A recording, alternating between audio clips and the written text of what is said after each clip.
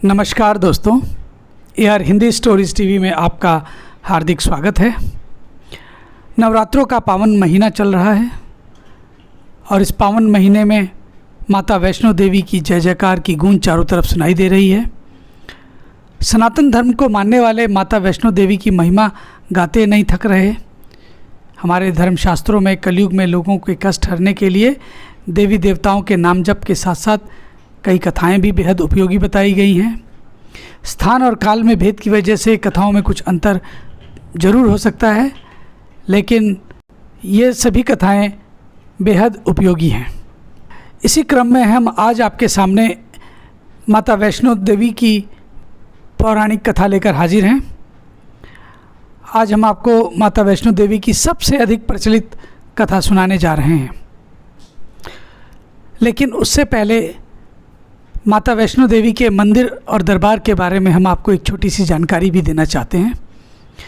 वैष्णो देवी का विश्व प्रसिद्ध और प्राचीन मंदिर भारतीय राज्य जम्मू और कश्मीर के जम्मू क्षेत्र में कटरा नगर के समीप की पहाड़ियों पर स्थित है। इन पहाड़ियों को त्रिकुटा पहाड़ी कहते हैं। यहीं पर लगभग 5200 फीट की ऊंचाई पर स्थित माता रानी का मंदिर है। यह भारत में तिरुमला वेंकटेश्वर मंदिर के बाद दूसरा सर्वाधिक श्रद्धालुओं द्वारा देखा जाने वाला धार्मिक तीर्थ स्थल है। त्रिकुटा की पहाड़ियों पर स्थित एक गुफा में माता वैष्णो देवी की स्वयंभू 3 मूर्तियां हैं। देवी काली दाएं, सरस्वती बाएं और लक्ष्मी मध्य, जो कि पिंडी के रूप में गुफा में विराजित है। इन तीनों पिंडियों के सम्मिलित रूप को वैष्णो देवी माता कहा जाता है। इस स्थान को माता का भवन भी कहा जाता है। पवित्र गुफा की लंबाई 98 फीट है। इस गुफा में एक बड़ा चबूतरा बना हुआ है। इस चबूतरे पर माता जी का आसन है, जहां देवी त्रिकुटा अपनी माताओं के साथ विराजमान रहती हैं। भवन वह स्थान है जहां माता ने भैरवनाथ का वध किया था।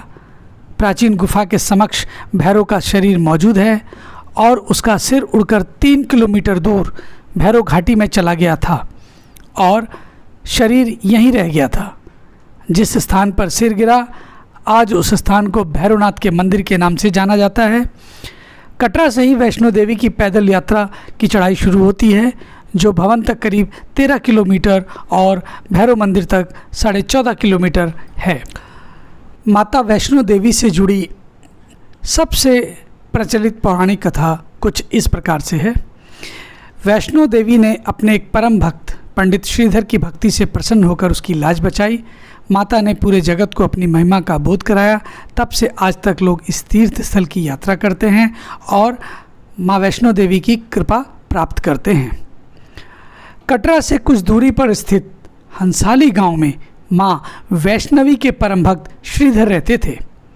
वे निसंतान होने से दुखी रहते थे। एक दिन उन्होंने नवरात्रि पूजन के लिए कुंवारी कन्याओं को बुलवाया। माँ वैष्णो कन्या वेश में उन्हीं के बीच आ बैठी। पूजन के बाद सभी कन्याएं तो चली गई, पर माँ वैष्णो देवी वहीं रही और श्रीधर से बोली, सबको अपने घर भंडारे का निमंत्रण दे आओ। श्रीधर ने उस दिव्य कन्या की बात मान ली और आसपास के गांवों में भंडारे का संदेश पहुंचा दिया। वहां से लौटकर आते समय गुरु गोरखनाथ व उनके शिष्य बाबा भैरवनाथ जी के साथ उनके दूसरे शिष्यों को भी भोजन पर निमंत्रण दिया।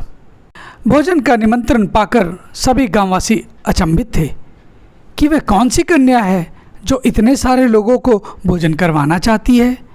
इसके बाद श्रीधर के घर में अनेक गांववासी आकर भोजन के लिए जमा हुए। तब कन्या रूपी माँ वैष्णो देवी ने एक विचित्र पात्र से सभी को भोजन परोसना शुरू किया। भोजन परोसते हुए जब वह कन्या भैरवनाथ के पास गई, तब उसने कहा कि मैं तो खीर पूड़ी की जगह मांस खाऊंगा और मदिरा पान करूंगा। तब कन्या रूपी माँ ने उसे समझाया कि यह ब्राह्मण के यहाँ का भोज है, इसमें मांसाहार नहीं किया जाता। किंतु भैरवनाथ ने जानबूझकर अपनी बात पर वह अड़ा रहा। जब भैरवनाथ ने उस कन्या को पकड़ना चाहा, तब माँ ने उसके कपट को जान लिया। माँ वायु रूप में बदलकर त्रिकुटा पर्वत की ओर उड़ चली। भैरवनाथ भी उनके पीछे पीछे भागा। माना जाता है कि माँ की रक्षा के लिए पवन पुत्र हनुमान भी थे। हनुमान जी को प्यास लगने पर माता ने उनके आग्रह पर धनुष से पहाड़ पर बांध चलाकर एक जल की धारा निकाली और उस जल में अपने केश धोए। आज ये पवित्र धारा बाण गंगा के नाम से जानी जाती है, जो माँ वैष्णो देवी की पैदल यात्रा के दौरान बीच रास्ते में ही स्थित है। इसके पवित्र जल को पीने या इसमें स्नान करने से श्रद्धालुओं की सारी थकावट और तकलीफ़ें स्वतः दूर हो जाती हैं। इस दौरान माता ने एक गुफा में प्रवेश कर 9 माह तक तपस्या की।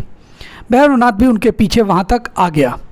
तब एक साधु ने भैरवनाथ से कहा कि तू जिसे कन्या समझ रहा है वह आदिशक्ति जगदम्बा हैं, इसलिए उस महाशक्ति का पीछा छोड़ दे।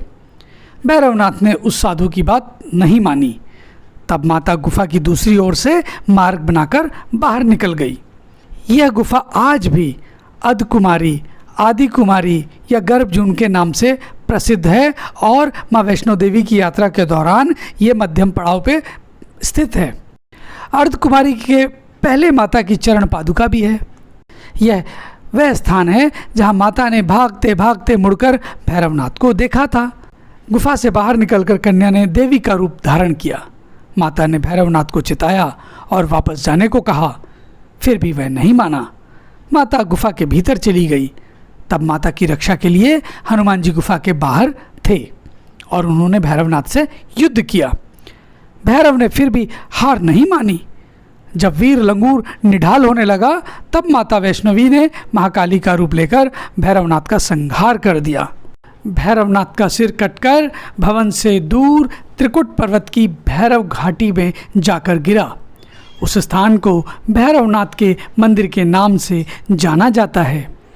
जिस स्थान पर माँ वैष्णो देवी ने हठी भैरवनाथ का वध किया वह स्थान पवित्र गुफा अथवा भवन के नाम से आज प्रसिद्ध है।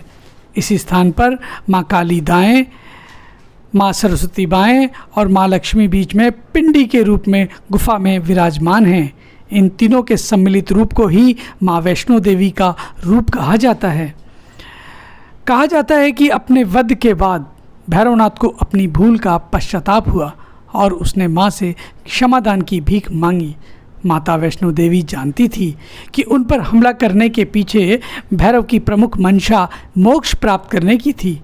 उन्होंने न केवल भैरव को पुनर्जन्म के चक्र से मुक्ति प्रदान की बल्कि उसे वरदान देते हुए कहा कि मेरे दर्शन तब तक पूरे नहीं माने जाएंगे जब तक कोई भक्त मेरे बाद तुम्हारे दर्शन नहीं करेगा।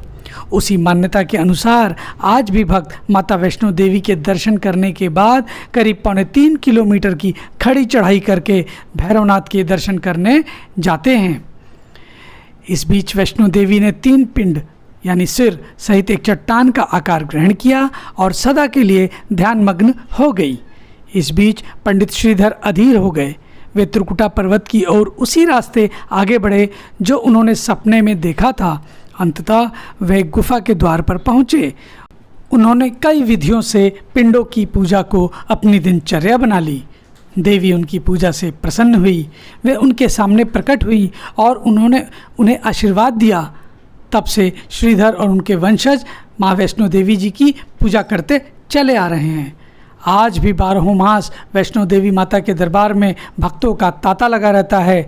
सच्चे मन से याद करने पर माता सबका बेड़ा पार लगाती हैं।